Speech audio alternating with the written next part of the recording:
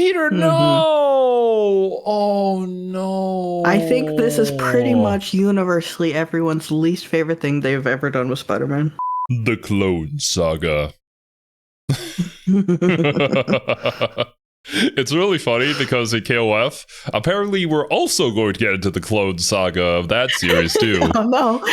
Two completely unrelated things just so happen to kind of intersect with each other in this 1 week here on the Legit Weebs channel. We have gotten a lot of comments though on the previous video saying, Zero, you don't need to do a part 2.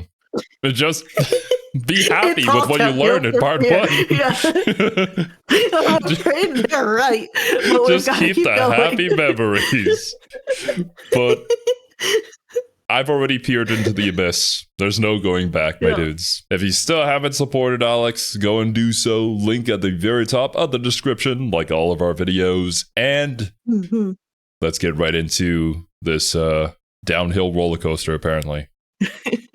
Yes. This event was stretched over several years and has a fuck ton of characters, so it was a nightmare to navigate. For this video, I did want to actually read everything myself, and not just rely on the wiki, but my god, it helped. If the story just took place in one comic and was really, really long, then sure, that's fine. But it took place back and forth between the 4 concurrent Spider-Man series at the time, plus the 30-something other series that the story was planted in between. And you know what? Jesus. I didn't actually have to read, like, half of these. Most of them have fuck all to do with the main story, but that's what Wikipedia told me. Maybe the teachers were right about Wikipedia all along. The actual main story is pretty simple if you remove, like, half the stuff they threw in there. Remember that clone of Spider-Man that the Jackal used to fuck with him? Turns out he didn't die, and has actually been living in secret under the name of Ben Reilly. After doing a fancy...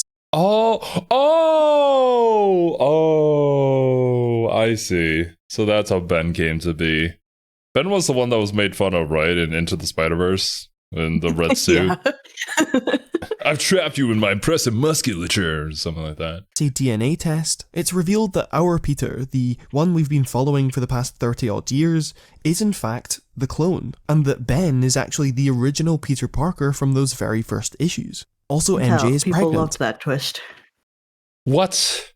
So now the original Peter Parker is not him anymore? He's not our Spider-Man? Of course. How would that... What? I don't see that going well in any scenario with any sort of character. Oh, it didn't. Yeah. Yeah, no.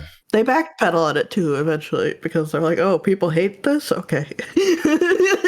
I can somewhat understand when it comes to experimentation with a series, but oftentimes you'll see with many different kinds of series, like we're not going to get into the conversations here, but for example, things that are close to us, like Fire Emblem, like Monster Hunter, when there are things that change that people originally got attached to, there's going to be a split in the fan base. I mean, you can see that to this day. I think a really good example of one that's actually like well written as opposed to some of this clone shit is the Superior Spider-Man. And a lot of people hate the Superior Spider-Man just on principle alone, and they will be very vocal about it. That said, like myself included, most people who have actually read Superior Spider-Man, it's a pretty good run. It has a few flaws, but like it's actually like a really good and engaging piece, and it gives you so much character depth for Otto. But just the idea of Otto taking over Pete's body and removing Pete from that equation. Yeah. Didn't like it. Obviously, that's not surprising. I think ultimately it's a healthy thing to do, but you're just gonna have to take the blows as they come. Like, whether you're an OG fan, whether you're the creator, whether you're a new fan, there's always just going to be discussions and people flinging stuff at each other because that's what we do, apparently.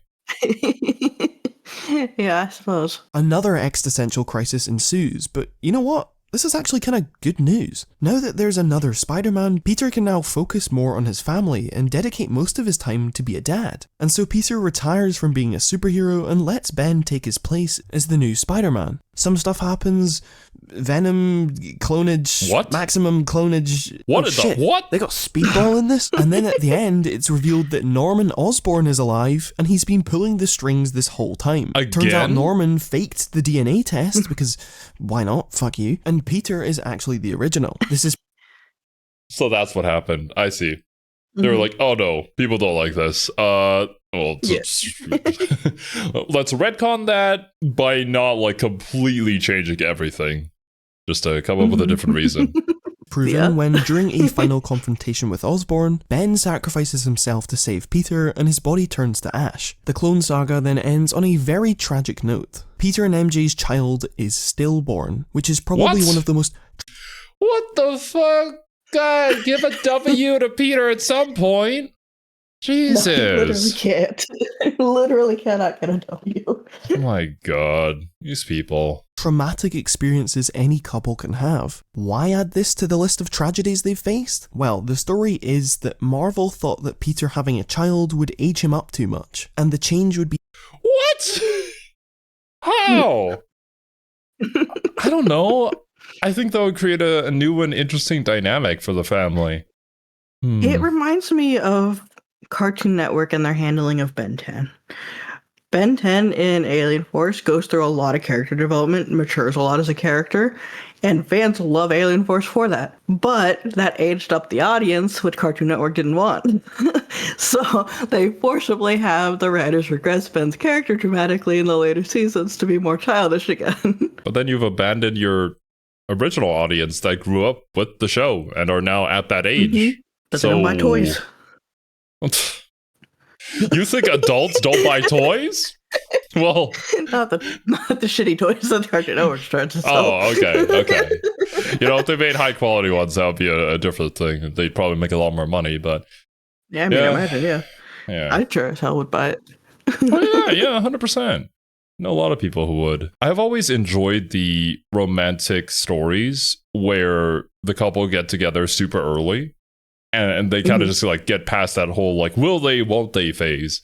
Because I just find it more interesting that the characters develop way more rather than stagnate for 1, 2, 3, however many seasons until they maybe hold hands in the final episode. That's why I love the Hoi Mia manga so much. Yeah, I agree. So yeah, honestly, this would have been cool, but I guess maybe they were just trying to play it safe or they had other business ideas come in conflict with it. Too much for the readers without realising that's the whole fucking point. And this comes right after Aunt May gives them a speech about how much of a responsibility it is to raise a child. Oh Responsibility? my God. Spider-Man? The Clone Saga may have been a controversial, convoluted mess, but in the midst of all the chaos, we got Amazing Spider-Man 400, which is just an absolutely beautiful issue and marked one of the biggest changes in Peter Parker's life. Aunt May's been on the cusp of death for the past 30 years, and having got another illness, it's clear she's not going to last much longer. She's advised to stay in bed and rest, but May wants to make the most of the time she has left with Peter, and they visit the top of the Empire State Building. Much to Peter's surprise, May reveals that she's known he was Spider-Man for a very long time, and says that Uncle Ben would have been proud of him.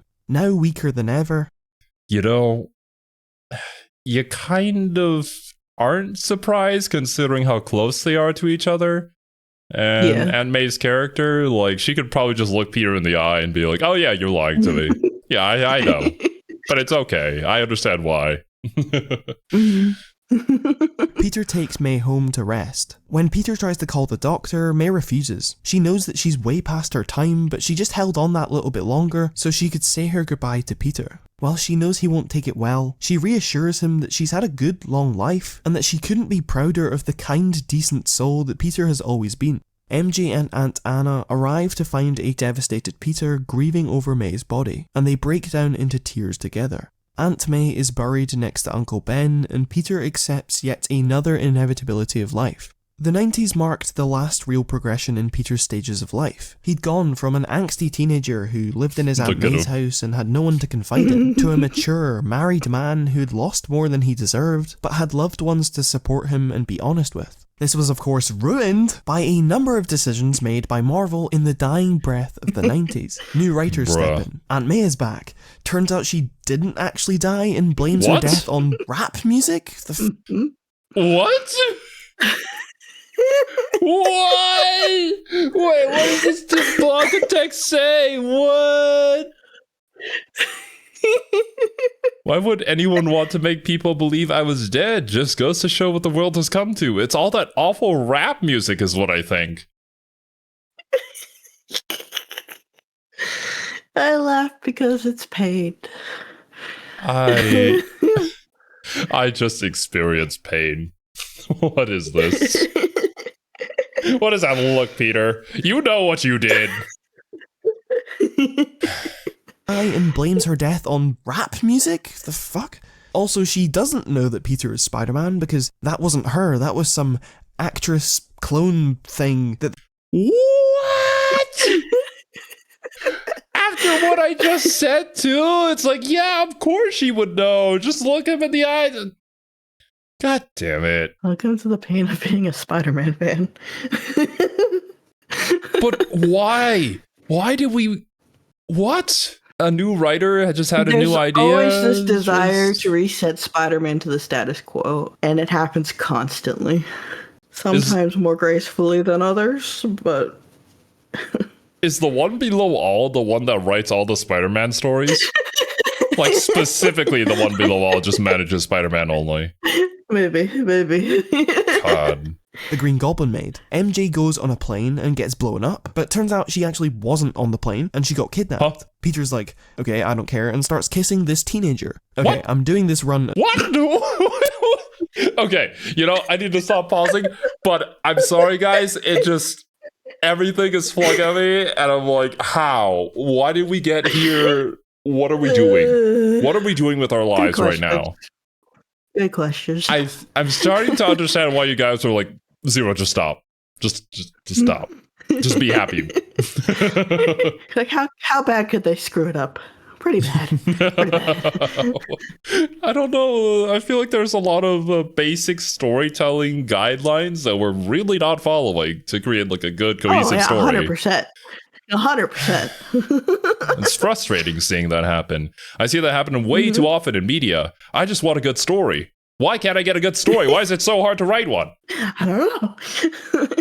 Nervous by explaining it like this, but it more or less cements a trend in Spider-Man comics of 1. Shaking things up for no other reason than just trying to get an increase in sales, which never actually ends up working, and 2. Refusing to let Peter grow, or actively regressing his character in an attempt to make him more relatable. Peter saves MJ from the kidnapper, to which she uncharacteristically says that they need to go on a break, and the two of them say, What?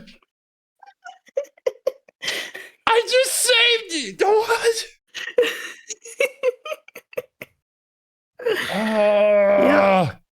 I don't even like MJ that much, and I hate these developments for them. It makes no sense. No reasonable person would just immediately be like this, right? Right? Especially after the history they've had. If their relationship was already rocky, then maybe I would understand that. This isn't even the worst that they do to MJ and Pete. Oh, yeah. We haven't made her venom yet, true.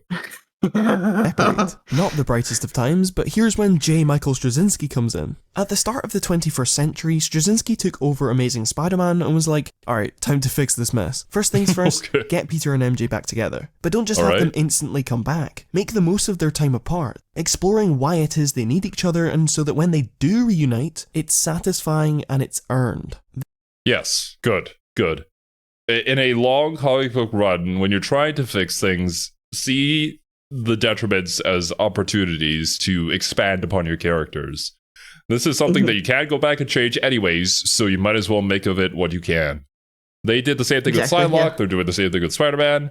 It's nice to see when it works out. This is Spider-Man in his absolute prime. Having become a teacher at his old school, Peter is able to express his passion for science while helping the same vulnerable kids that he used to be. His sense of responsibility is in full swing, going out of his way to help impoverished students, and making a genuinely positive impact on the neighborhood. Not This is Spider-Man. This is what you establish as Spider-Man. He gets the character, he knows how to develop him, he's still remaining consistent while also expanding upon him and doing new things. Yes. Awesome.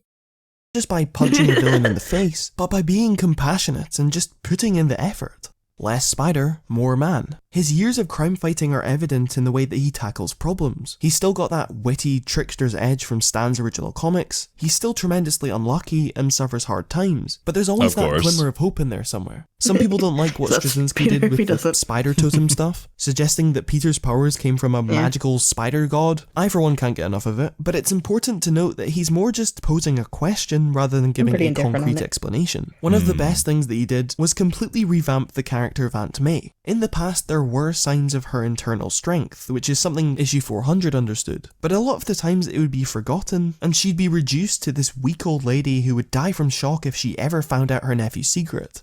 The Aunt May that we saw from Into the Spider-Verse was really badass, so I guess that's just the direction that they took her character in afterwards. I wonder if that presentation of her was kind of like a relic of the past, if you will, of the times, where it's something similar to like Invisible Woman being presented the way that she was until much later on, where she became a lot more sassy and with more personality instead of just being your regular housewife or something like that. I'm sure there's definitely some of that influence in it. Yeah. Straczynski understood that for someone to take in a child that wasn't originally hers, raise him despite all of the other tragedies in her life, watch as the love of her life is gunned down in front of her, watch as her nephew suffers loss after loss, and feel like she can't talk to him about it, try to find comfort in someone new, only to have them ripped away from her, to suffer through the loneliness of old age, and even then, to still keep going. A life like that would require absolute, unparalleled strength, and something like Peter being Spider-Man wouldn't change that. When May discovers Peter's secret by accident, she's realistically in shock, but after having time to process it, the two sit down and have a lengthy conversation about everything they've been through, all of the years they've lost to a lie, and how Aunt May just thought he was gay the whole time. This is also the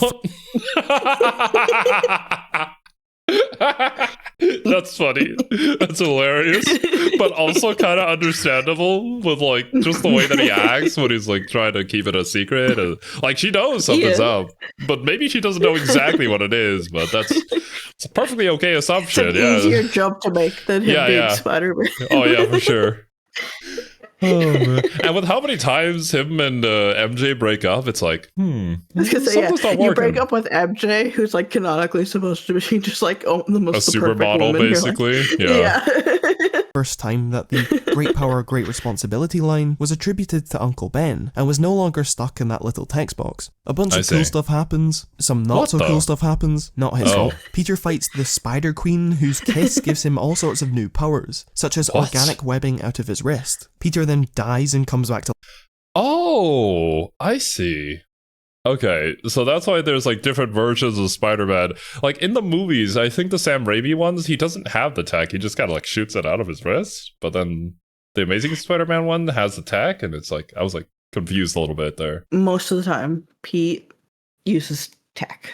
Him using natural webbing is pretty uncommon. The only Spider-Man off the top of my head that I can think of with organic webbing is 2099. And it's because his powers are completely a different set, like source. Oh yeah, I mean those were like all together genetically implanted into him, I believe. Like forcefully did that. Yes, his coworker literally tried to murder him.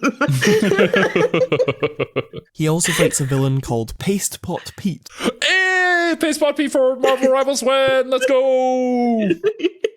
I don't want him in Marvel Rivals, not because he's a nothing character, but because he'd be so annoying to play against. Imagine his moveset. I don't want that. CC for days, man. Oh yeah.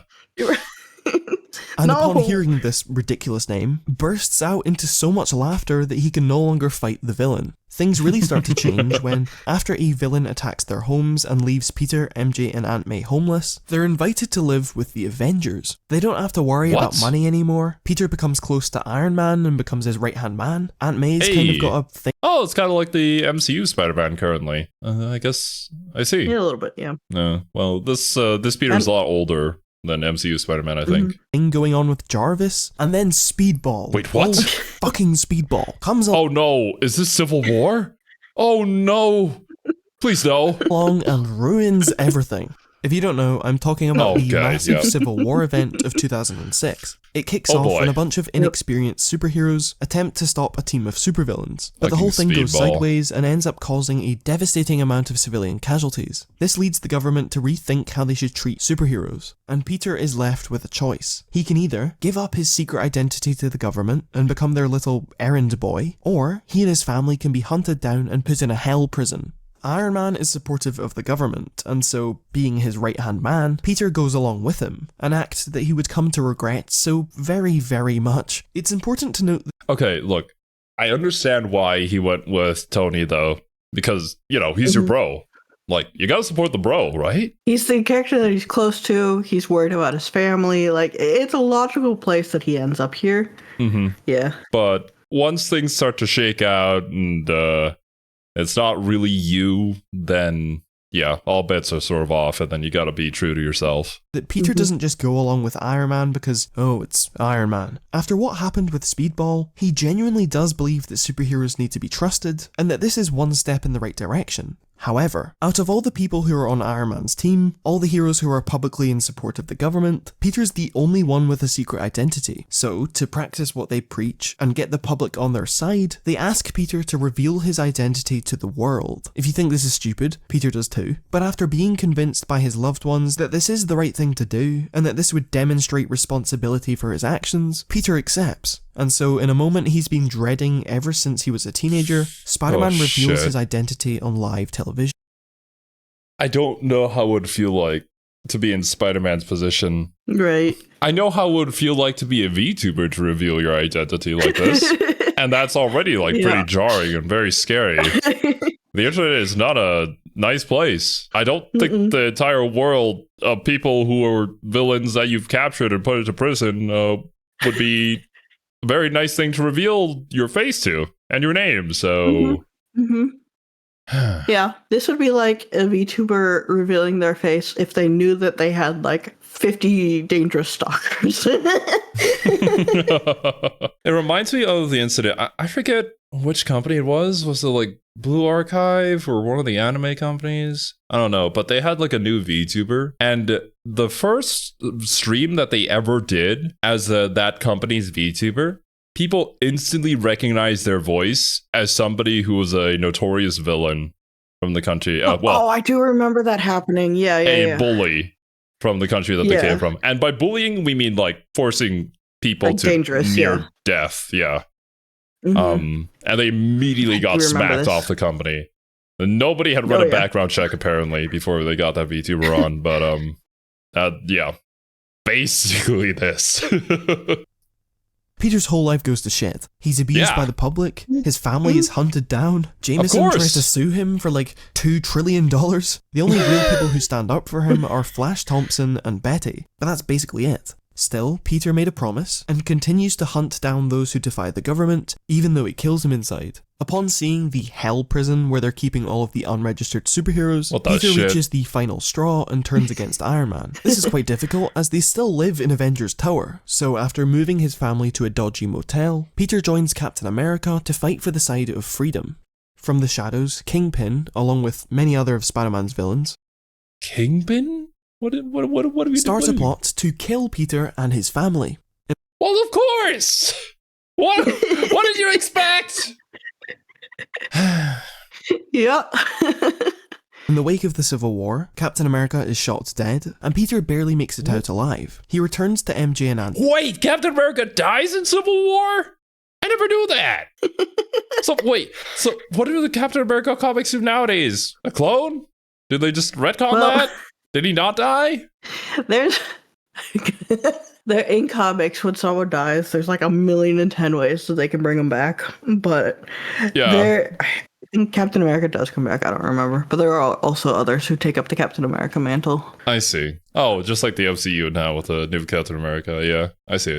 May, only for one of the Kingpin's men to open fire on them. Aunt May is hit instead of Peter, and Peter rushes her to the hospital. God. While Not May again. desperately clings to life, Peter brutally tracks down everyone responsible for the incident, which leads him right to the Kingpin. Breaking into the prison he's held in, Peter humiliates the Kingpin, using his raw strength and no longer pulling his punches, setting an example of what happens when you come after Spider-Man's family. With Aunt May's condition, This is like me playing the Insomniac Spider-Man game 1 for the first time ever. But if I was a speedrunner of the game, instead of, a complete noob that died during the tutorial. Yeah. And Peter could do this. He literally could probably just go and kill any of the villains that he's fought so far. Oh, yeah. Because he's super strong. He has to hold back. They don't know what they're messing with. But poor Peter has to deal with it, and he has to actually go out and do that, which he doesn't want to. Getting worse and worse, Peter tries to get help from everyone he can think of. He goes to Iron Man, but Iron Man's like, no, die. And so he goes to Doctor Strange, who has literal magic that can raise people from the dead, but he's like, oh, I'm sorry, man, I can't help you because... And so with no one else to turn to, Peter thinks, the devil! It's here we get one more day. Peter, no! Oh, no. I think this is pretty much universally everyone's least favorite thing they've ever done with Spider-Man. Huh? Why? Okay, I can see and this one maybe... is quite literally a vendetta from the writer. The writer hated Pete and MJ, and this is why this happens. This sounds like some Spawn shit. Like, Peter and Spawn have very different backgrounds. For Spawn, it was a very stupid decision. But, like, he kind of accepts that. I don't think Peter would ever do this in a million years. Nothing about this makes sense. Absolutely nothing. Especially not being raised by Aunt May, of all people, who taught him all of these valuable life lessons and all the people that he's cared for and loved and taken care of. And then all of a sudden you're just like, okay, why didn't Doctor Strange help him? Why? Plot reasons, I guess. Because we needed Pete to get turned away. Like, okay, fine, that's stupid, but sure. None of this. This is all bad. All of it's bad. I hate all of it. Why wouldn't Iron Man help? Like, I get that now you're on the opposing side, but it's petty. He can be petty, but it's like somebody's life is on the line here that isn't really involved. They're just an innocent civilian. Aren't you a hero? Come on, man. It's not exactly a groundbreaking opinion to say that this is the worst thing humanity has ever produced in the history of anything ever. A certain someone...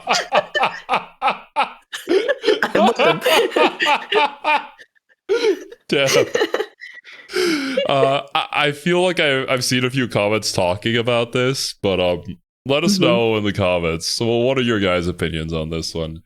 I think it's probably going to be a very resounding agreement. I think if you like One More Day, which I've never met anyone who does, then the answer is you just don't like Spider-Man. I want Peter and MJ to be married, and so this story was created to retcon like 40 years of history and assassinate Peter's character, and even though I despise it with every fibre of my being, and it makes me want to devolve myself into a fish and go live in the sea, it's actually not that bad. Hear me out. Wait, is that what happened to you, Survey? Maybe, I don't remember. Shit. Survey read this and was like, okay, time to become a fish VTuber now. No, but the actual presentation, how this story is told, is actually alright, and in some places, dare I say, actually kind of beautiful. The devil, aka Mephisto, shows up and gives Peter a deal. Of course it's He will Mephisto. save Aunt May's life, he will make everyone forget Spider-Man's identity, he'll provide a fresh new start for all of the characters, on the condition that Peter and MJ are no longer married. In what is possibly the worst divorce of all time, Peter and MJ's marriage will be erased from history. They will have no memory that anything has changed, and they will spend the rest of their days apart from one another, living with an unbearable emptiness in their souls which longs for a love they won't even know existed. Instead of accepting what happened to Aunt May, who, as much as I love her character, was way past her expiration date, let's be real, not to mention that she would definitely be against sacrificing her beloved nephew's happiness, Peter says, okay, sure, he's reluctant to do it, but he still does it anyway, and so... Yeah, no. This makes no sense for Peter's character, especially after accepting the death of Uncle Ben. This seems like the natural progression. And it's an unfortunate fact of life, but this would also be relatable to so many people when they lose, like, their beloved ones, their grandparents, their parents. This would have been great for his character to kind of come to terms with it and for people to kind of learn from Peter's experiences. This ain't it, though. This This is a complete departure from any of that. It's an interesting exploration for a different character. True. This is some Doctor Doom shit. I mean, Mephisto's pretty intertwined in a lot of Scarlet Witch shit. Like, he's the reason because of Billy and Tommy are kind of fucked up. Their whole origins. But Yeah. I think Mephisto just exists in Marvel for writers to like say fuck you to a character. Mephisto is there for the one below all to be like, home, Deus Ex Machina time. Ho, ho, ho.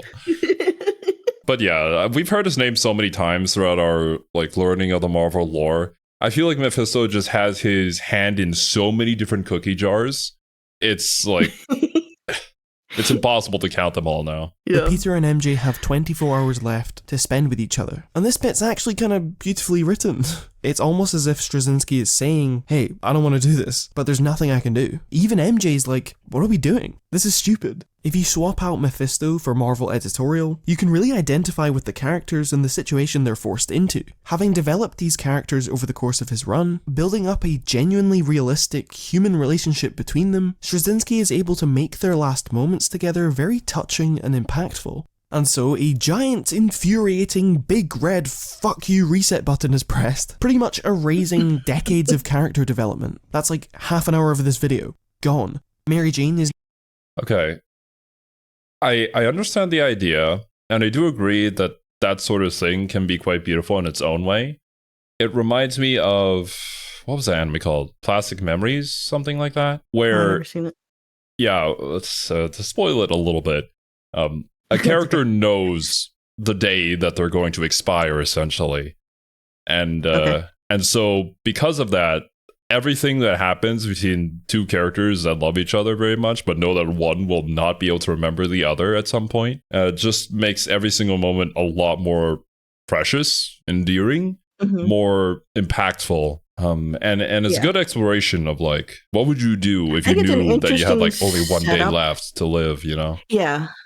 It's a neat setup. It's just how we got here. That's just absolutely horrendous. It's great in any other scenario except this one, where we're assassinating a character for some reason. Just for the hell of it, yeah. Yeah. Now, the ex-girlfriend of Peter Parker, for reasons unknown, Aunt May's alive and well, has no idea Peter is Spider-Man. Are you really going to do this a third time, Marvel? Also, Harry's back. Way to negate that touching moment. But at the end of the day, it's a comic book I didn't like. It happened like 15 odd years ago, and hey, you gotta take the bad with the good. For every Kraven's Last Hunt, there's a one more day. For every beautifully written character piece, there's a bite in the fucking ass. At least Stan Lee liked it. And so begins a brand new day. An editorial attempt to wipe the slate clean and get Peter back to his roots. You know, he's young, he's cool, he's got his life out of order, he sleeps around, he doesn't have a job, he's back at his Aunt May's house. God, this physically hurts. We get new villains such as Mr. Negative. Oh, this is when he was introduced. Oh, poor guy. This was not the time to get introduced. But hey, he was cool enough in the Insomniac games. Superpowered crime lord whose touch can either heal people or corrupt them. There's also Overdrive, Freak, Menace, Paper Doll, Screwball, Barack Obama. Barack Obama! Flash has returned from the war in Iraq, having lost both of his legs. Aunt May's now volunteering at a homeless shelter, which is coincidentally run by Mr. Negative in disguise. Also... Oh. I recognize that story, but with a different set of characters. Same but different. Gotcha. So she's dating J. Jonah Jameson's dad. And speaking of J. Jonah Jameson, he's essentially fired after the Daily Bugle is bought out by another company. And so, leaving his career in journalism behind, he decides to run for mayor. His first course of action upon being elected is to publicly fund a death squad to capture Spider-Man. Of course he does. JJJ is the man. He is dedicated. He knows exactly what he wants, and he'll do anything in his power to get it. I respect him. You could call it a Spider Slayers. And yeah, these first few issues suffer from the whiplash of the new status quo. But once it sinks in and you get used to it, there are some pretty good stories. Here's one that's... What was happening in that panel? Why is Peter always making out with JJJ? Like the last time we saw him making out at JJJ's wedding. Like, why? I don't know. No wonder I thought he was gay.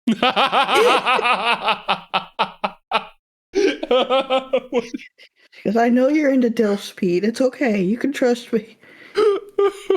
Have doubts about the Venom symbiote, which is bad for the symbiote because it needs a host to survive, and so it plants memories in Eddie's head, convincing him that he has terminal cancer and that Venom is the only thing keeping him alive. This psychological effect then leads to him actually getting cancer, to which the Venom symbiote is like, what? No! Venom, what did you do? Oh no! The placebo effect worked too well. Shit! This is such a toxic relationship, but like I'm kind of invested in the Venom Eddie relationship. Yeah. Looks really fun. Yeah.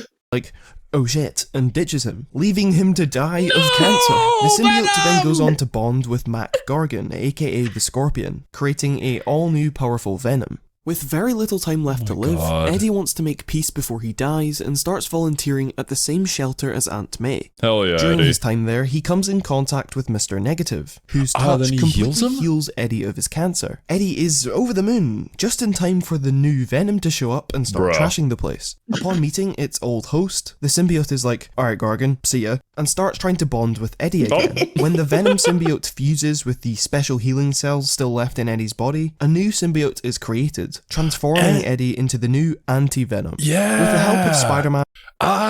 Wait.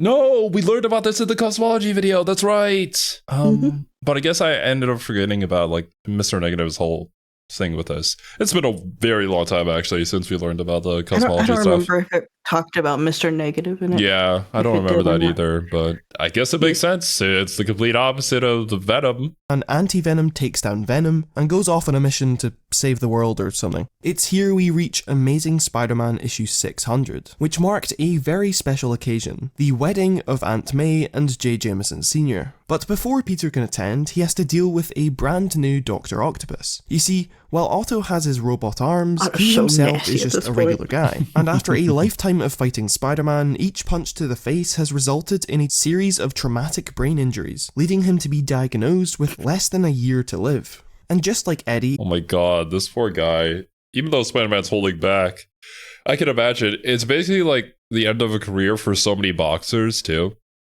where you box so many matches, you fight so much that in your older years, the brain damage just piles up. It's so sad to see. This is where I was always like, I'm not a big sports person, right? That's pretty well known. So it's like I'm watching, or not watching, but I see all these sports and things where it's like football, like boxing, whatever you want to say. It's like these end horribly for like so many athletes. Yeah. Why do we do it? Is entertainment worth physically harming so many athletes? Okay. Like, as someone who's just not into sports, I don't get it. As somebody who used to be a professional athlete, I can tell you that all professional sports, when played at a competitive level, are not healthy for you. None of them are. Yeah. Heck, I used to be a professional golfer. The golf swing is not a natural motion for the human body. There are so many golfers out there who are going to have knee injuries, ankle injuries, hip injuries, wrist injuries. Yeah. It just piles on. But the reason why we do it is because it's our passion. It's something that you love so much that you'd be okay dying if it meant that you got to go and do it more, you know? It meant that you got to go and do something that you loved for however long you have left to live. That's literally That's it. fair enough. I won't understand it, but I am like, that's for other people to their choices. You know? It's certainly a life choice. Some are way more dedicated to it than others. But yeah, I believe that's the general gist of everybody within that field. I suppose. I think for a lot of the football people, making billions of dollars too is an incentive, but Oh, yeah, for sure. 100%. There's a lot of money, a lot of fame to be had. Some people can kind of just get by with that sort of motivation. I don't think that kind of thing lasts very long, though, when the injuries start to pile up. It's like, is it really worth it? Then you start going through your midlife crisis. Happens to everybody. Say to be that of villainy. He wants to leave the people of New York with something positive, and so he creates an army of Octobots and spreads them all about the city, psychically connecting them to every appliance, every mode of transport, thus creating a perfect system where everything runs on time without any issues. But because this system is controlled by his subconscious, Otto's hatred for Spider-Man starts to corrupt the city, and all of its appliances start blowing up in an attempt to kill him. Spider-Man tracks Otto to his lair, where he finds him in a disturbing Otto is such a fascinating character. He has so much like interesting depth throughout his throughout his run in the comics. I really enjoy his character a lot. From my understanding, he doesn't necessarily hate Peter, but it's the thing that he has inside of him that caused some sort of reaction that ended up making him mentally unstable. Yeah. And Spider-Man just kind of is stuck as a catalyst in his brain of like things going wrong. I mean, understandable considering how many things go wrong in his life. So like, get away from me, bro. But yeah. I do love characters with I guess that mental complexity to them. It reminds me a lot of Zato 1 from Guilty Gear. And sure. You know, all the things that happened to him dying, him being possessed by a shadow and being reborn, and now he doesn't even know who he is, but he feels things, but he doesn't really feel them anymore, but he wants to. It's yeah. It's just such fun to think about how they would react to certain situations and what they're trying to do to find themselves and where the characters are going to end up. State, his new suit keeping him alive while adding 4 extra tentacles. Spider-Man manages to defeat him by plugging his own brain into the system and overriding Otto's so-called perfect city. Otto escapes by the skin of his teeth, and Peter goes home to prepare for Aunt May's wedding. The ceremony is actually really sweet. Peter walks his aunt down the aisle, Mayor Jameson gives a very thoughtful, kind of insulting speech, and the marriage becomes official, making Peter and Jameson technically related. Aunt May throws her bouquet, the tradition being that whoever catches it will be the next to get married, which is then caught by none other than Mary Jane Watson. Of course. But this happy, wholesome time doesn't last forever. We get an incredibly sad story about the Rhino, who has abandoned crime completely and has a steady job and loving wife. And it's really sweet hearing him talk about his wife, how he'll do anything for her, making it all the more devastating when okay, let's take her away now. His wife is killed right in front of him. The Rhino believes it to be a punishment for thinking he could have a normal life, and turns back to his life of crime. Kurt Connors starts losing his mind and transforms into the Lizard once more, brutally killing a bunch of people in his lab. In order to get this design for the Lizard is kind of sick. I like it a lot.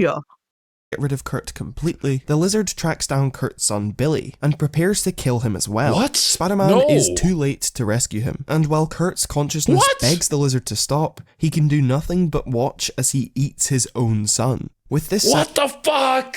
You know what that kind of reminds me of? You remember in Devilman Crybaby when Taro became a devil? Yeah. And you just see the scene of him eating his mother while his dad is like sitting there pointing the gun at him, just having the like biggest crisis of his life. Like that's such a heart-wrenching scene. It's like it feels like that. It's the kind of thing that's gonna stick in your mind despite us having not seen that show for however many years since we last watched it. I don't know if I could live with myself after that. But, like, you're not in control of your body anymore. Like, the Lizard is basically taking control of it. But I don't think you could get the taste of that out of your mouth. Oh, God. Sacrifice, the Lizard sheds into a new form, and Kurt Connors is truly dead. He escapes into the shadows while Spider-Man is left utterly defeated. And because Peter can't catch a break, Kraven the Hunter is brought back from the dead. He's resurrected by his wife and daughter, who stabbed Spider-Man through the heart in a ritualistic sacrifice. But Kraven is like, why the fuck did you bring me back? I was happy with my whole big sacrifice thing, and then you fucking Palpatined me. And to make things... You fucking Palpatined me! How could you?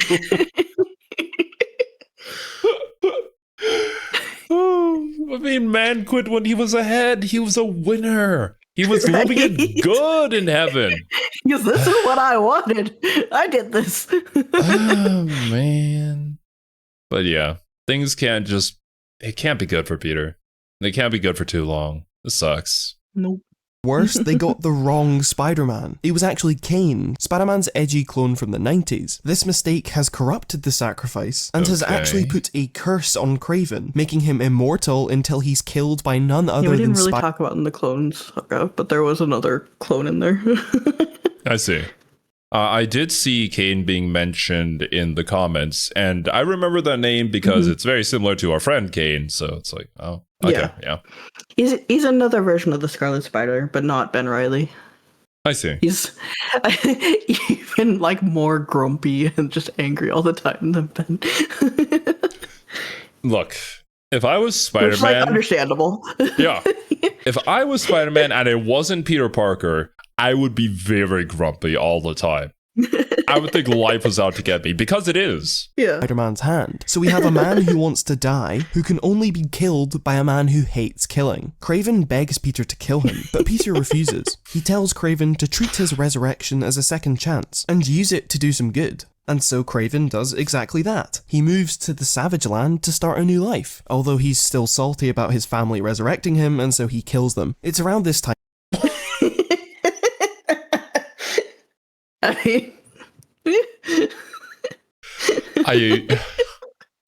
The script writing for this video is hilarious, man. Just the suddenness of that. It's just like, oh, he's turned over a new leaf. He's becoming a greater man. Oh, and then he murks his family. Oh. Well, anyways. God, Kraven is just gonna crave it, I guess.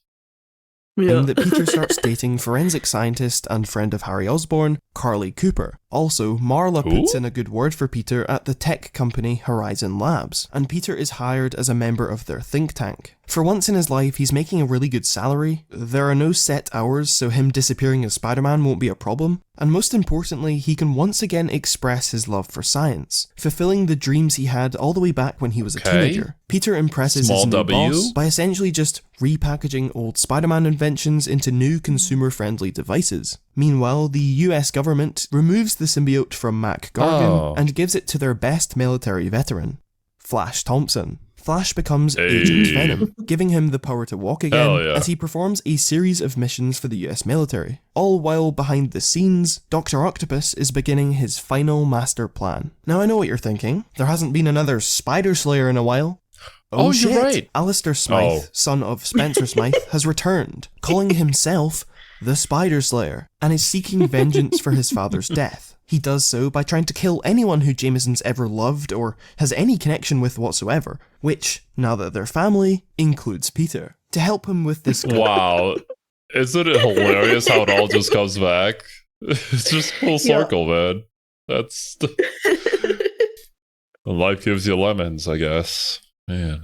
The Spider Slayer develops an army of cyborg minions and recruits Mac Gargan, who shares the desire for revenge against Jameson. Smythe gives him an upgraded version of the Scorpion suit and sends him to keep Spider-Man busy. The cyborg minions are sent after Aunt May, Jay, Marla, the Daily Bugle, all in separate places that Spider-Man couldn't possibly be in at once. And then he remembers, oh wait, I'm part of the Avengers, why don't I just call them for help? And so he calls them up, and the person on the other end of the phone is Squirrel Girl, who completely ignores all of his requests, to which Spider-Man is like, well, I'm fucked. Surprisingly, Squirrel Girl pulls through in the end, by passing his message over to the real Avengers, who all race to save Spider-Man's loved one. Okay. It's like, really, Squirrel Girl? Come on! This is kind of a life or death situation. Very much so. For all the people involved. Oh, I see. So Luke Cage, Iron Fist, and Power Woman are also became a part of the Avengers at some point? Everyone's been part of the Avengers at some point. I guess so, yeah, true. But, it's kind of a rotating door. It's like, who's currently in seats? Who's currently available to do something right now, probably. Pretty much. I'm presuming who's this is not currently a war criminal. Yeah, okay, you guys can sit here. But I'm presuming this is not the Iron Fist that we know from Marvel Rivals. No, this is Danny Rand. He's the one that most people know as Iron Fist. Okay. Because this outfit looks kind of similar to one of Iron Fist skins, which people are saying like it looks kind of like Danny Rand. Yeah, okay, I gotcha. Yeah. However, they soon discover that Smythe programmed the cyborgs with a form of spider sense. Thus, they're able to detect attacks before they happen and overpower the Avengers. If they want to stand a chance, they've got to get rid of that spider sense. And so Spider-Man races back to Horizon Labs to develop some way of disabling it. He manages to whip up a neurowave transmitter bioelectrical magical thing that will cover the whole city. But the most important thing is that Spider-Man has to be away from the device once it activates, or it'll fry his spider sense too. Upon planting the device, he's confronted by the Scorpion, who destroys Spider-Man's controls, meaning he can no longer activate it remotely. And so Peter's like, fuck it, and activates it anyway, severely weakening the Spider Slayer army, but also permanently barbecuing his own spider sense. With his plan ruined and no one to back him up, a desperate Smythe tries to kill Jameson himself. Okay, look. If 2099 Spider-Man can survive without spider sense, I think Peter can be fine. Yeah. It was really funny how they presented that in Into the Spider-Verse too, where everybody just dodges away and he's like, wait, where are you guys going? As he's about to tear a hole in Jameson's chest, Marla throws herself in front of him, sacrificing herself to save her husband. In her last moments, Marla urges Jameson not to waste any more of his life on hate. As she dies in his arms, Jameson refuses to blame Spider-Man for what happened, and puts full blame on himself. This is why I respect this man. He has one goal in mind, but when his wife tells him, stop it, he's like, okay. I'll be a better man. Hey, sometimes you gotta accept it. Family. Wait. Oh, wait. God, please no. Just let's let JJJ have a good ending at least. If Spider-Man can't have one, let him have one. After Marla's funeral, Spider-Man makes a vow that from now on, no one will die under his watch. Meanwhile, Anti-Venom finds out that Martin Lee, the head of the homeless shelter, is in fact Mr. Negative, and so he goes to take him out, only to be interrupted by Spider-Man. Eddie tries to tell Peter that Martin Lee is Mr. Negative, but Peter doesn't believe him. Eddie's like, alright then, webs him to a guy's ass, and goes to confront Mr. Negative himself. When Mr. Negative's true identity is exposed, Peter's like, oh shit. Fair enough. All while Dr. Octopus... I love that battle. Because he said, wait, for real? God damn it. Ryuji has ruined those two words for me forever. Completes the finishing touches to his final plan, secretly launching a number of satellites into orbit. And as if Peter joining Horizon Labs wasn't enough, he's about to fulfill another dream from those early issues, joining the Fantastic Four. In the past, he may have broken into the Baxter building, beat the shit out of them, and was like, give me money, but he was doing it all wrong. Instead, all he had to do was be patient and just wait for the Human Torch to die, and then a spot would open up for him. In all seriousness, Johnny Storm sacrifices himself to save the entire universe. In a series of recordings he made in case of his death, oh, this was the Future Foundation thing, right? Yeah.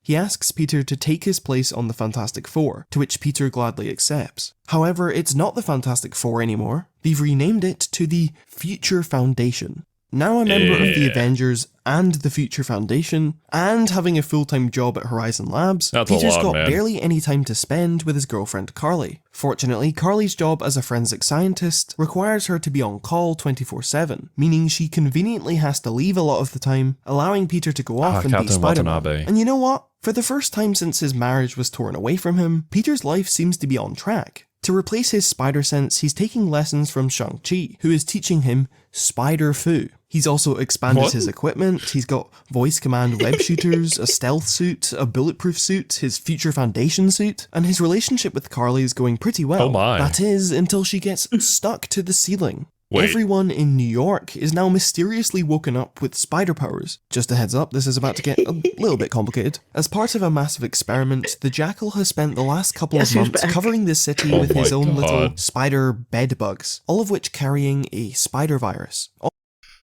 Why? Okay, Jackal was the professor that was in love with one of his students, and then he made the clone of Gwen, right? Okay, gotcha. Also, he's resurrected Kane and turned him into a giant tarantula to serve as his right-hand man. Also, he's captured Captain America and turned him into another big tarantula to serve as his left. What is that? That's not not my Captain America. What have you done? Wait, I think that's exactly what he's saying. Have you done? Bro.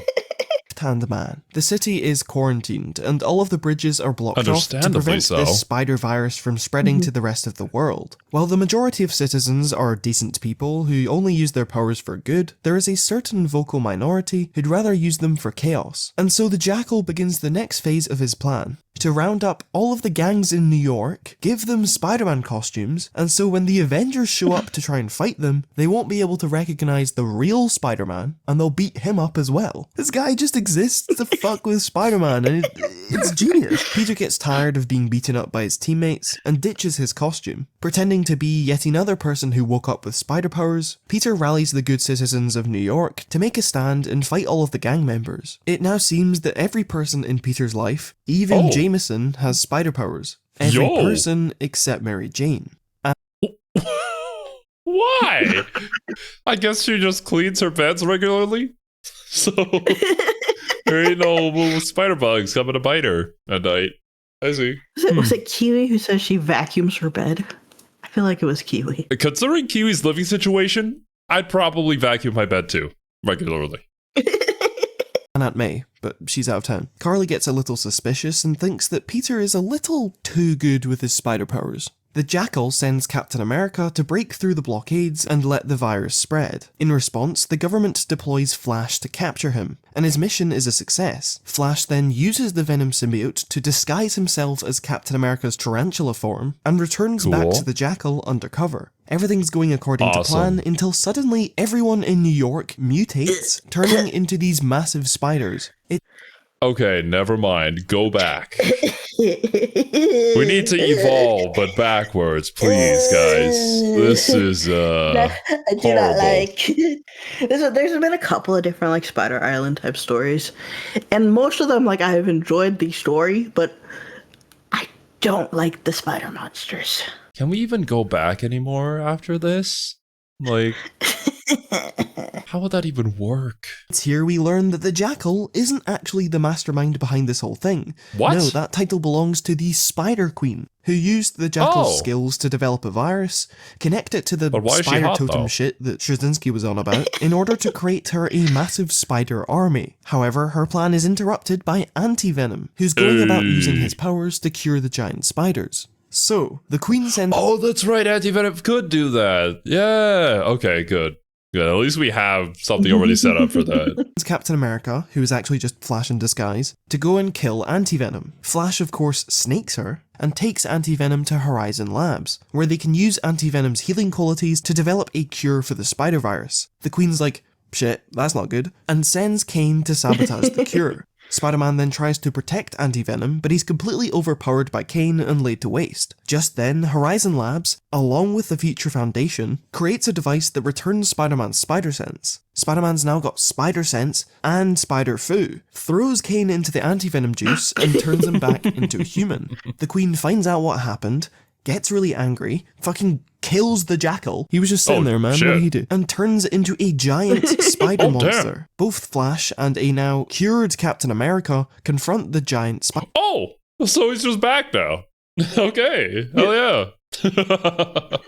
A million ways Kane we can and bring it Captain back. America just kind of get resurrected here. Okay, so yeah, when you said that, I was certainly not expecting him to get turned into a mutated spider and be used as a henchman. That was not one of the ways I would have guessed he would come back. Spider Queen, but it's no use, and she starts causing devastation all across the city, surrounded by her massive army of New York spider people. Horizon Labs now has a cure, but they just need a way to distribute it. And so Peter's like, hold up, remember that time when Dr. Octopus connected to everything in the city with his little Octobots? Why don't we just do that, but with the cure? And so Peter connects his brain to Otto's system. The Queen sends her army after him, but they're held back by Mary Jane Watson, whose spider powers were merely delayed due to years of her and Peter doing stuff. No, what kind of stuff? All right, what are we talking about here? Such a dumb plot.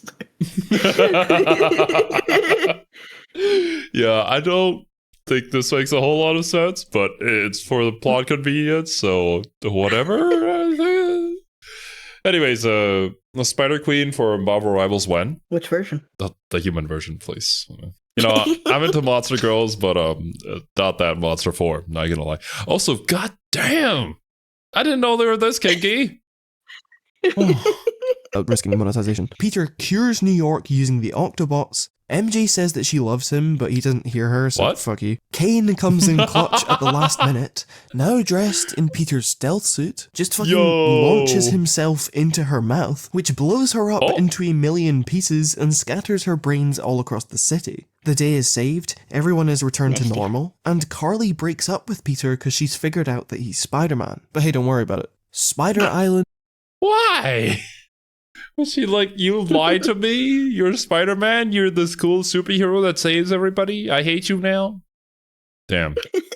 You just can't please these chicks, man. And with these final few stories, Peter's journey as Spider-Man is slowly but surely coming to a close. Dr. Octopus activates his final plan, an array of satellites covering the globe which accelerates the effect of global warming. As billions of people burn, Otto turns it off and is like, just kidding, that's what's gonna happen to the Earth if we don't do something about it. And so his final gift to the world is to actually reverse global warming. Maybe just lead with that. Yo! Okay. Most world leaders are on board. My guy! But like, why did you... Well, I guess you had to make a statement, but also it's really funny at the time that this comic probably came out. Yeah, that was a really big thing back then. Still kind of is. But, yeah.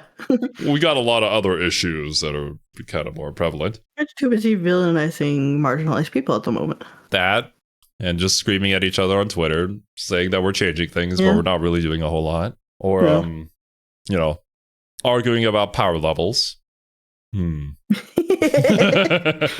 is very important, but like... Yeah.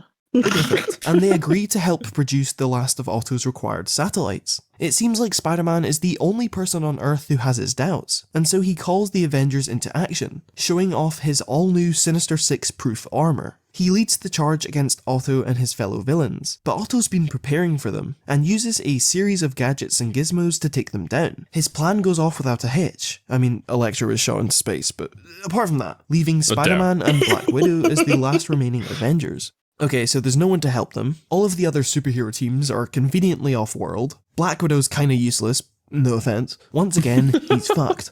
That is, until they're both rescued at the last minute by Spider-Man's old mercenary pal, Silver Sable. Yo, Silver Sable, let's go. Marvel Rivals win. I liked her a lot. You know, she did try to kill me, but... Yeah, she's cool. It was hot. Who doesn't try to kill Spider-Man? At some point, yeah. They escape on Sable's invisible jet and start hatching Where can I get me one of these? That sounds awesome.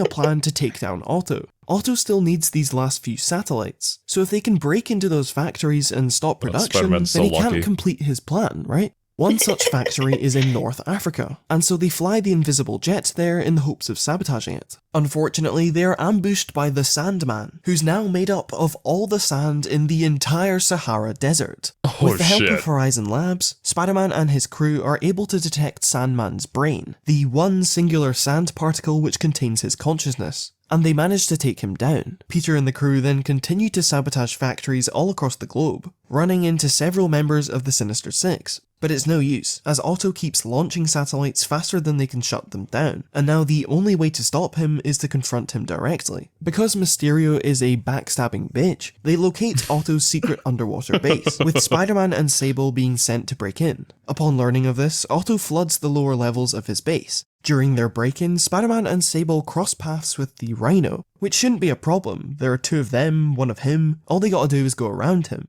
But Rhino's like, not so easy, you wall-crawling, web-spinning fuck, and prepares to join the ranks of the coldest Spider-Man villain moments of all time. Wait! Rhino's finally gonna get his moment! He's not just gonna be a joke anymore, let's go! Although, I think, I do recall some comments talking about how Rhino is, like, canonically, like, the most intimidating one. Somebody that Peter actually does fear to fight. Something like that. I guess I could kind of see it. He's definitely meant to be intimidating. It's just that his really old costume was just kind of cute instead. Yeah.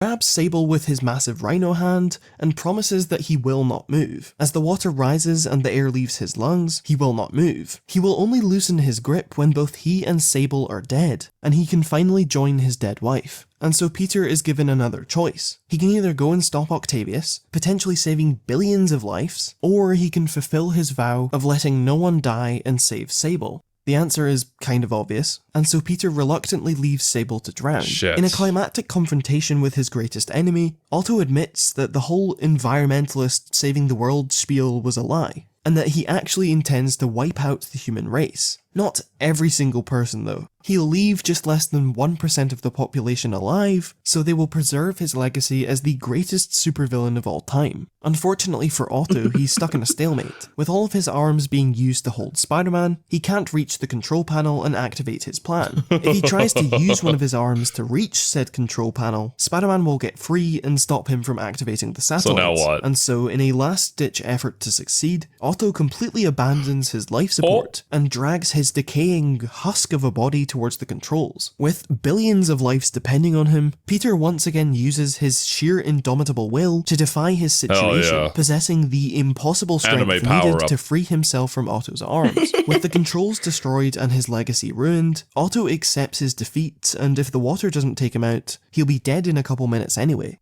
But despite all that Otto has done, despite the fact that Sable's already dead, Peter still clings to his promise of no one dying. Otto is taken to the big supervillain prison known as the Raft, and hooked up to life support, only to be remembered as that one guy who didn't solve climate change. Upon his return, MJ throws Peter a massive party to say thank you for saving the world. Oh, are they going to get back together? No. Just as Peter is about to take a break, suddenly the grave of Billy Connors is robbed, sparking a rumour that a certain villain is back.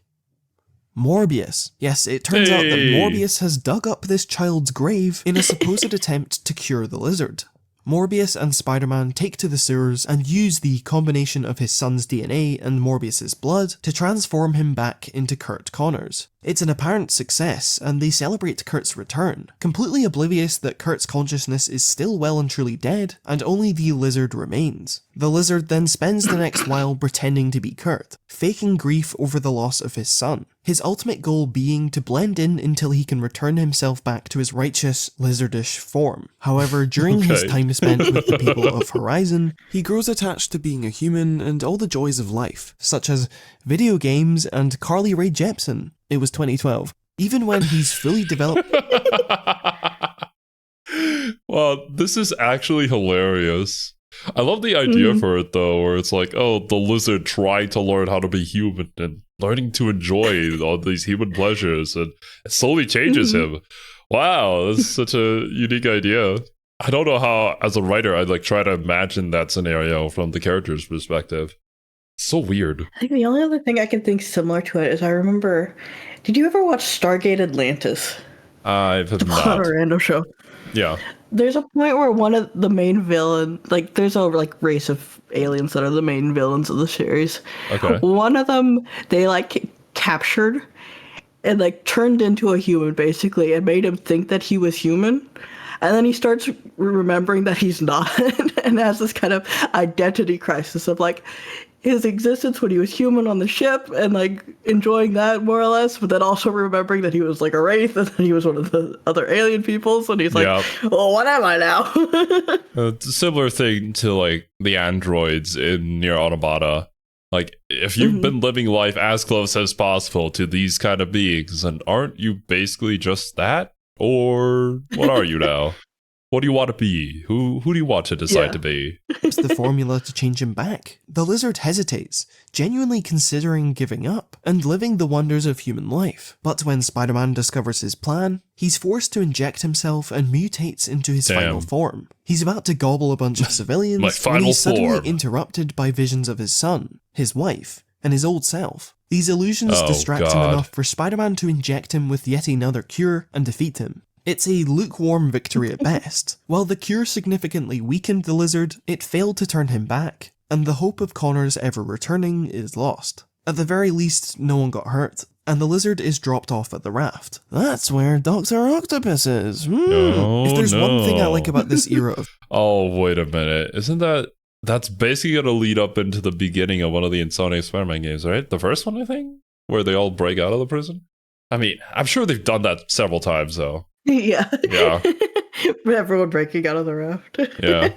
Spider-Man is that it always felt like it was building up to something. There'd always be forces at play behind the scenes, or elements that would be introduced only to pay off like 40 issues later. And all of these things eventually led to the series' grand finale, Amazing Spider-Man issue 700. It's time for Otto Octavius to take his last breath, cover. but before he does, he has a final master plan. While Spider-Man may have saved the world a bunch of times, he kind of fucked up in a big way. To stop the Octobots, he plugged his brain into Otto's system. To cure Spider Island, he plugged his brain into Otto's system. Even when designing his spider armor, he integrated Otto's system into the helmet. This whole time, he's been giving Otto access to his mind. Using his psychic connection, Otto's been controlling a single Octobot, slowly crawling from the ocean floor all the way back to New York. It finds Spider-Man during a battle, and, using all of the brain data Otto's been collecting, completely rewrites Peter's brainwaves with his own, effectively swapping their brains. Ah, there it is. That's where this begins. I have to respect Doc Ock for how persistent he is. That is kind of insane. Like crawling along the ocean floor all the way back to here to then find this one particular moment to get him. Yeah. And so while Peter is now stuck in a decrepit, dying body, Otto Octavius is now free to do whatever he wants as Spider-Man. Actually, this is literally the same thing that just happened with the lizard in Connor's body, but Similar. you know, not an actual monster. He's monstrous, but he's got to learn how to be Spider-Man. This is very interesting character writing here. His final way of cheating death and getting revenge against his greatest enemy. As he coughs up blood and his organs start... This video talks about it, so I won't go into detail if it does, but my favorite scene from Superior Spider-Man, and the scene that like basically sold me on the run, was there's a point where he confronts the Vulture, which is someone that he, as Dr. Octopus, had like worked with a lot of the Sinister Six and was like a villain and everything. Yeah. And Otto, as Spider-Man now, is like trying to convince him, be like, hey, you don't have to be a bad guy. We could like turn over a new leaf. You're one of my old buddies, even though he can't admit that to him. So he's like trying to help Vulture. And then he realizes that all of the Vulture's little minions that he's been using are like children that he's like enslaved and are mistreating and everything.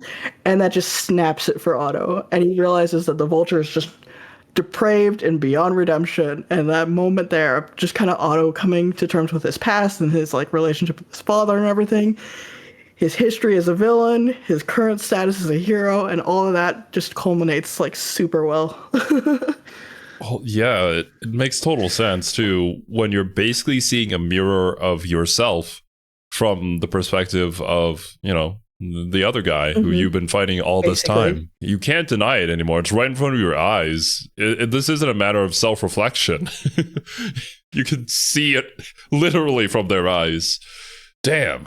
To fail, Peter prays to God and asks what he possibly could have done to deserve this, begging not to die in a place like this. With not much to do, he speaks to the lizard in the next cell along, who reveals that the cure worked, and that he's now 100% Kurt Connors on the inside again. Peter urges him to tell someone, but Kurt would prefer to stay trapped in his cell, as punishment for what happened to his son. He only told Peter because he's got hours to live and his secret will die with him. Okay, but he's Spider-Man. He's not just going to give up and die. So what the hell is he going to do? Well, if Otto has access to all of Peter's memories, then it works the other way around. Peter searches through all of Otto's knowledge and experiences, his contingency plans, secret bases, certain memories of Otto and Aunt May on their wedding day that makes you want to bleach out your eyes. Eventually, Peter makes the same psychic connection with the rogue Octobot, and uses it to call his fellow supervillains for help. His message is received, and he's then broken out of the raft by Scorpion, Hydro Man, and the infamous Paste Pot Pete.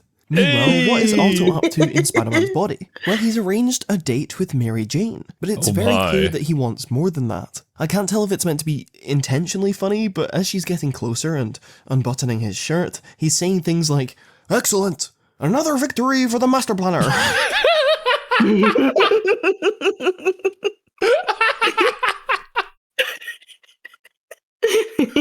This is what every guy thinks when they get to second base. Yeah. Another victory for the master planner. Ha ha! Ho ho! Fantastic! Ha ha!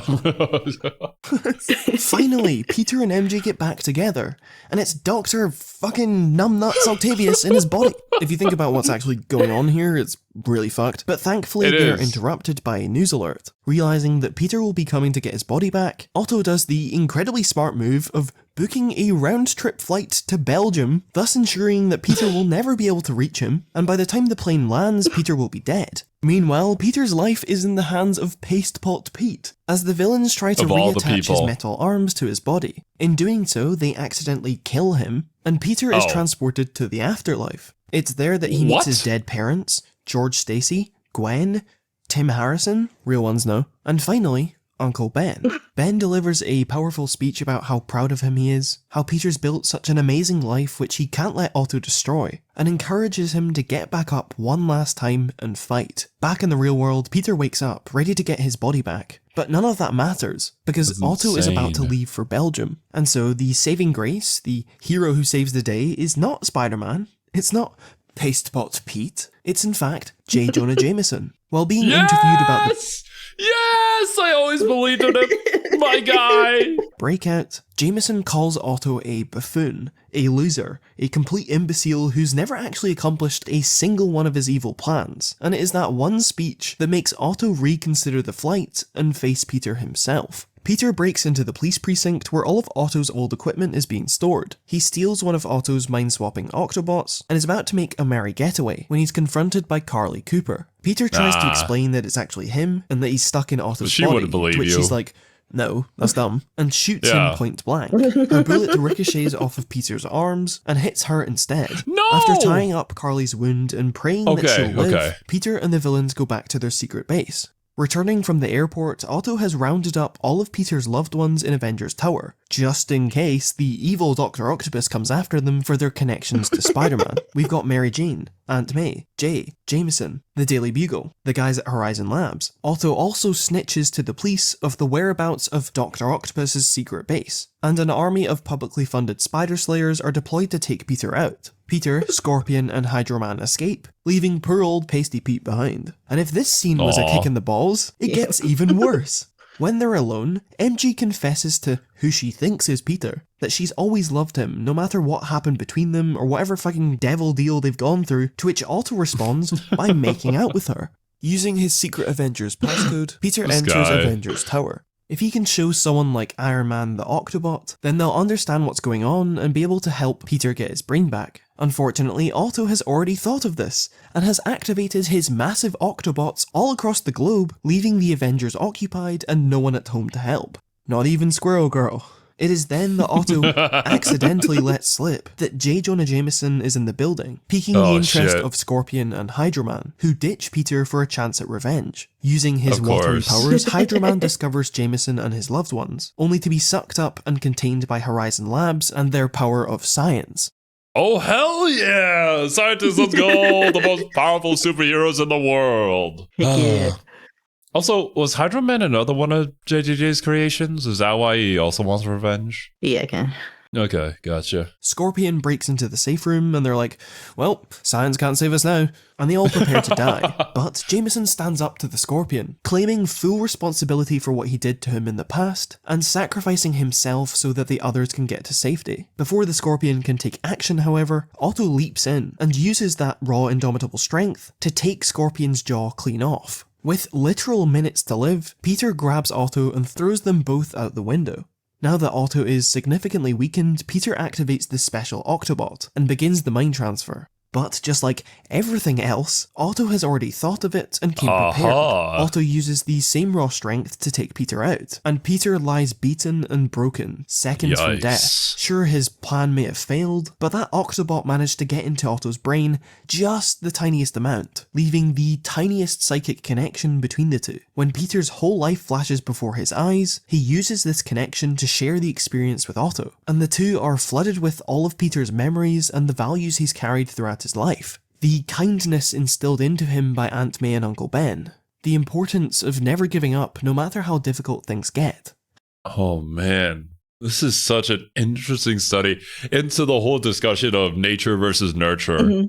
Like, if you lived his life, how different would you be? It's so good. It's like comic book bullshit, but it's so good. I love Superior Spider-Man so much, actually.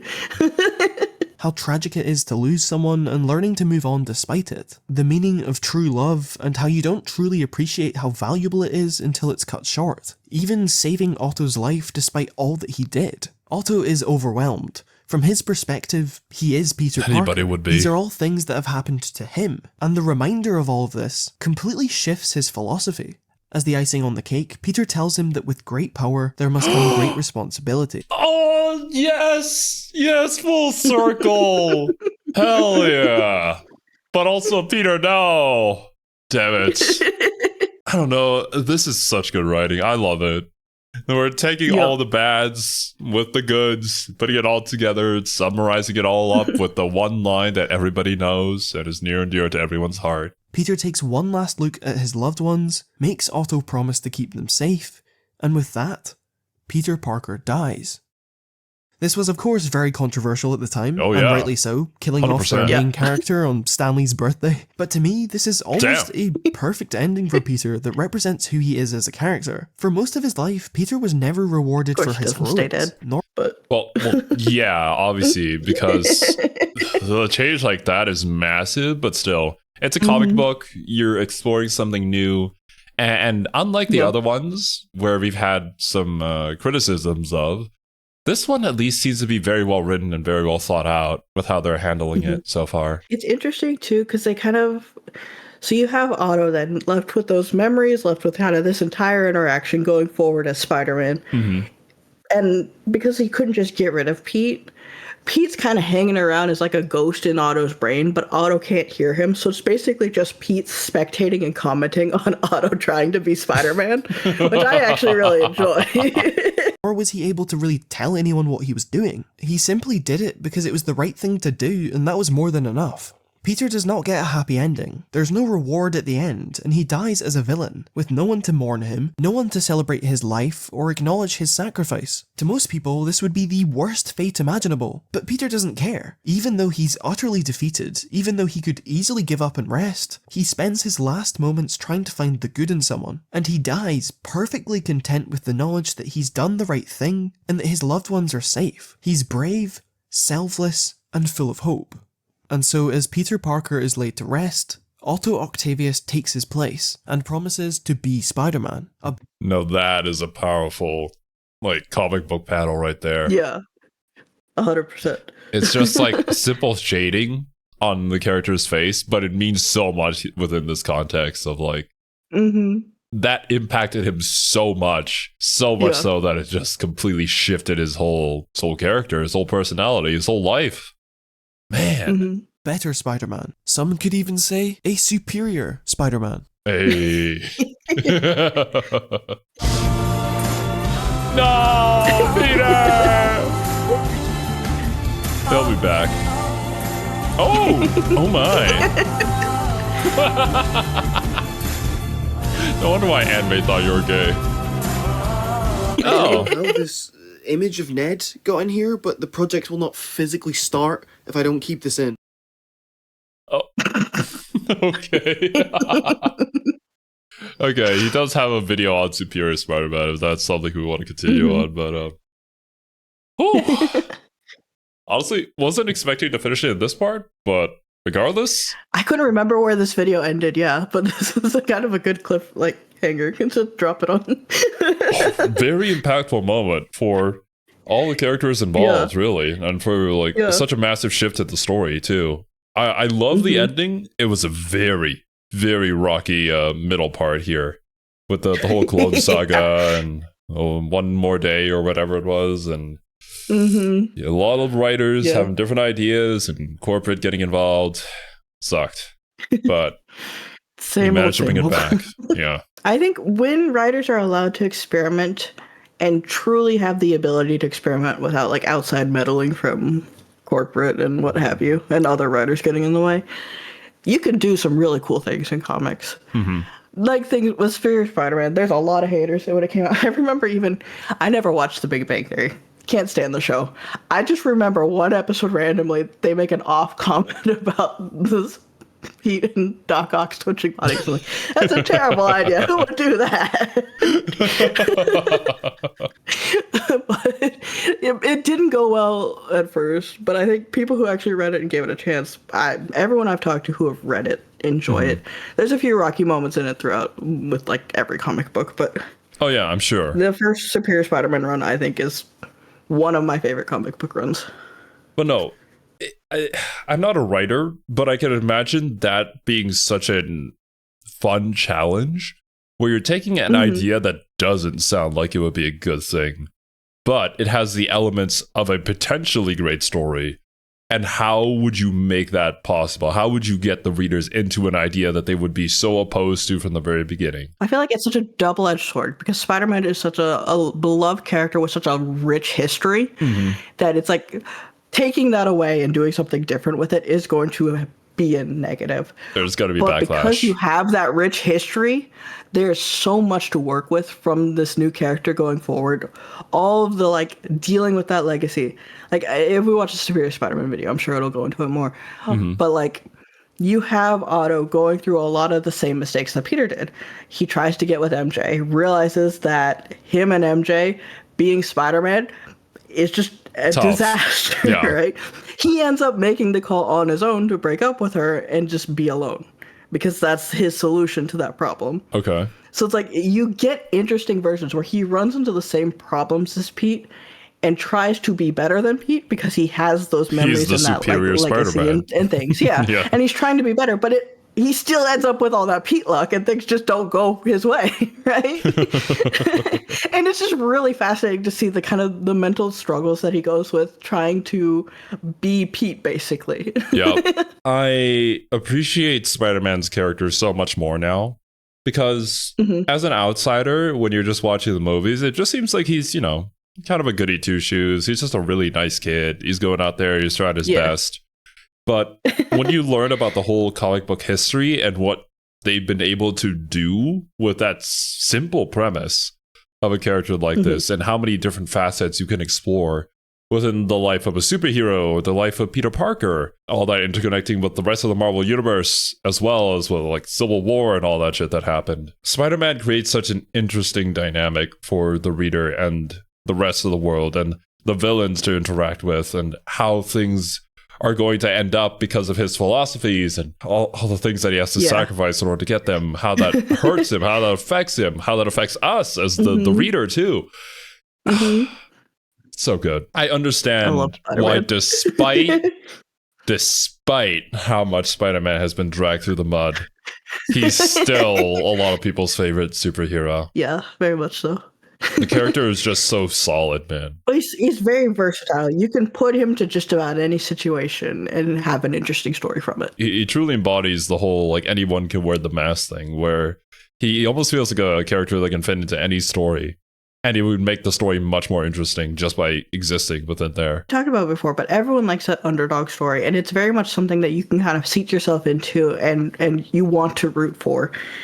And knowing it's Pete and how things just kind of always go wrong for him is there's always that kind of like empathy for the character, bittersweet and empathy. Yeah, there's just, I don't know. There's a lot really good about it. But yeah, dudes, I really enjoyed this video. Interested to learn more for sure. And as well as a lot of the other heroes that were mentioned here. But yeah, dudes, that's gonna do it for today's video.